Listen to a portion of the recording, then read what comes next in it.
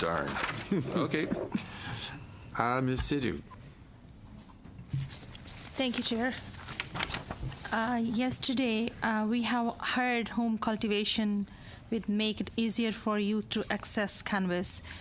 Mr. Page, could you explain to us what would be the health impact of children or youth eating the raw leaves of cannabis plant, eating the raw plant?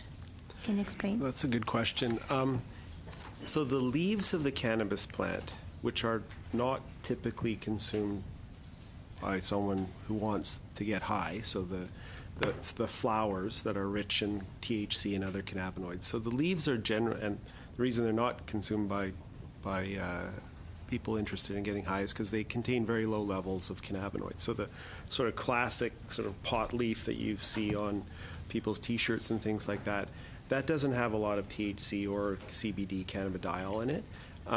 So the impact on children, and I'm a plant scientist, not a medical doctor, so I'm going out on a limb a little bit, but just on the basis of the plant chemistry, kids eating cannabis leaves or a small cannabis plant, there's not a lot of cannabinoids that are going to get into their system and affect them. On the other hand, if the plant is flowering, and it is that THC-rich material or CBD-rich material, they could ingest it and receive a dose of that. It's a little technical here. The plant actually doesn't make THC. It makes an acidic form of THC, so tetrahydrocannabinolic acid is the form the plant makes, and you actually have to heat it to form THC, which is why smoking a joint or baking a brownie or something is required.